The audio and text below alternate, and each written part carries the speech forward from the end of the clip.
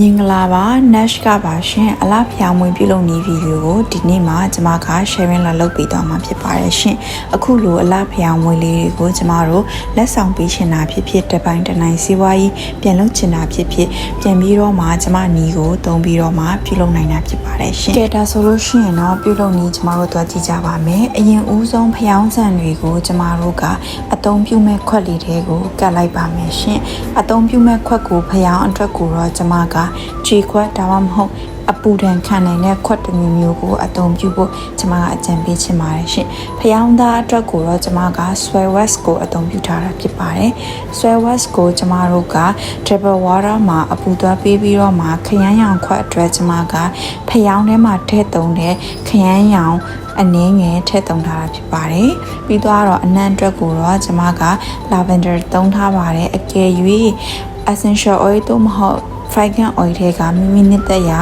အနံ့ရှိရဆိုရင်တော့အဲ့ဟာလေးတွေကိုလည်းသုံးနိုင်တာဖြစ်ပါတယ်ရှင်။ပျော်ပြီးသွားပြီဖြစ်တဲ့ဖျောင်းလေးတွေကိုခွက်တွေကိုလောင်းထည့်လိုက်ပါမယ်။ပြီးသွားရင်တော့ဖျောင်းဆန်လေးတွေမဆောင်သွားအောင်လို့ကျမတို့ကစက်ကူလေးနဲ့ခံထားပြလိုက်ပါမယ်ရှင်။ဒါလေးကတော့ခွက်အစိမ်းအတွက်ပါသူ့ကိုတော့ကျမကအယောင်ထည့်မသုံးထားပါဘူးเนาะ decoration လုပ်ဖို့အတွက်ကိုတော့ကျမက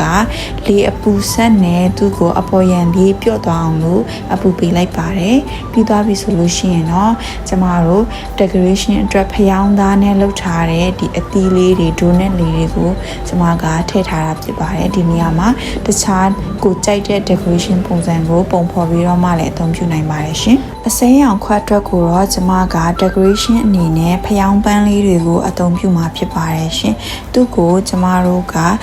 ပန်းပွင့်ပုံစံရှိတဲ့ဆီလီကွန်တစ်ခုပေါ့နော်အဲ့ဟာကိုဖျောင်းသားလေးတွေလောင်းထည့်ပြီးတော့မှပြန်ပြီးတော့ထုတ်ယူထားတဲ့ပန်းပွင့်လေးတွေဖြစ်ပါတယ်ရှင်ဒါကတော့ဖျောင်းသားနဲ့လုပ်ထားတာပေါ့နော်ပြီးသွားရင်တော့ကျမတို့ပုံနေတဲ့ဖျောင်းစာလေးတွေကိုညှက်ထုတ်လိုက်ပါမယ်ရှင်ဒီရဲ့ဖျောင်းခွက်ပြုလုပ်နည်းကိုကျမအရင်နေ့ကတင်ထားပေးတာရှိပါတယ်ဗီဒီယိုအဟောင်းမှာသွားပြီးတော့မှပြန်ကြည့်နိုင်ပါတယ်ရှင်အားလုံးပဲအဆင်ပြေကြပါစေကျမရဲ့ဗီဒီယိုလေးတွေကိုကြိုက်နေတဲ့ဆိုရင် like and share follow လေးလုပ်ထားပေးဖို့မမေ့ပါနဲ့နော်ဒါပေမဲ့ကျမရဲ့ဗီဒီယိုကိုအသုံးပြုပြီးတော့မှသင်တန်းပြစားတာဒါမှမဟုတ်မိမိရဲ့ social platform မှာပြန်ပြီးတော့မှတင်တာမျိုးတွေကူးယူခြင်းလုံးဝခွင့်မပြုပါဘူးရှင်အားလုံးကိုကျေးဇူးတင်ပါတယ်နောက်ထပ်ဗီဒီယိုမှာထပ်တွေ့ကြပါမယ် bye bye